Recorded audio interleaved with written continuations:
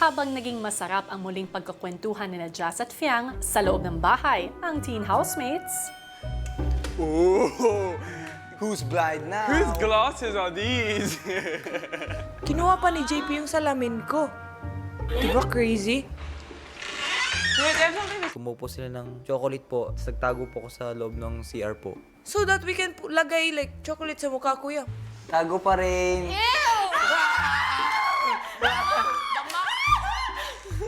JP, let's go out, bro. You're gonna get scolded in there. This is not chocolate. Do you see chocolate?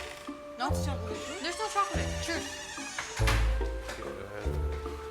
Oh, toss. Ew! Choose. That's what I thought. Oh, Will. Give it to me. Oh, sige. Sige. Para hindi niya po ko habulin, natakot ko po siya na itatago ko yung salamin niya po. Move away from... Doon ka. Parang ransom po yung salamin ko ya. Ah! Tulungan mo ako! Wait lang! Get away from him! Get away from him! Get away You're so unfair. Gumamit sila ng weapons. from him! He just stick on my face! Sorry. Oh, bakit nga kinuha salamin ko? Teens! Agad na binalita ng weekly task leaders ang kailangan nilang gawin para sa weekly task. Okay, I'm gonna read it out loud.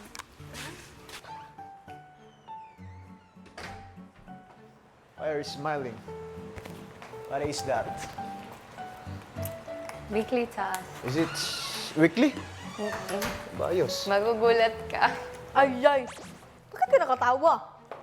Ano nakatawa, Ate Jazz? Walang nakakatawa. May nakatawa ba? Ganahan na siya sa weekly task ba? Ba't tumatawa? Housemates, Para sa inyong ikasyam na weekly task na tatawagin kong tuloy-tulay gagawa ang bawat grupo ng bahagi ng tulay. na dapat magkadikit at magkatugma. Fiang at Jazz, kayo ang itinatalaga kong weekly task leaders para sa inyong grupo.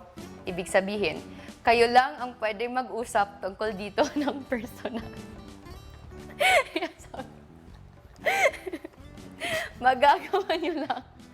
Magagawa nyo lang ito pag kayo ay nasa task room.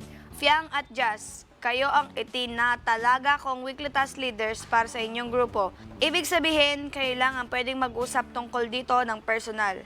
Good luck, housemates. Big Brother. Hiramad ako, Ate Jazz. Ito yung blueprint. Kabasa tabi. Ito yung pinaka-blueprint. So, ito yung sinasabing ni Kuya na blueprint. Kailangan gagawa tayo dito ng tulay. Ibig sabihin, mula doon sa kabila, papunta dito. Kailangan, yung magagawa nating tulay, ma-align sa ginagawa ng kabila. Pwede siyang lumubog. Ang importante lang, magkatugma. Pero nag-usap naman kami ni Jess sa task room. Ang plano is rope. Tapos 2x2 para madali siyang i-align. Yung pinag-usapan namin ni Fiang is dito tayo mag-start. Sabi ko sa second na lang para baka kasi kailangan magtugma. And then lahat tayong 9 na housemate, dadaan doon. We can do this. One at a time. One at a time. Sasakay ka lang. Shhh. Hanggang dulo. They're probably gonna take it. No, it's separated for another week. Yeah. So, ibig sabihin, ganito na yung buhay. Pero yung weekly task, sa atin pa rin para sa lahat. Para sa lahat. Tapos, yung adobo na niluto mo kanina, nilagyan mo patatas. Hindi pala nilagyan nilang patatas kasi ayaw nila. Ubus naman. Si Fiang lang daw kumain ng patatas. Siya daw nagluluto. Si Fiang. Anong kamusta ang usap niya ni Pio? Okay? Oh. Una ko pa nakita. Hindi ko naman nire-react. Hindi ko alam kung pwede sabihin. Kamusta naman reaction niya? Nagulat din siya, pero nag-smile lang kami dalawa.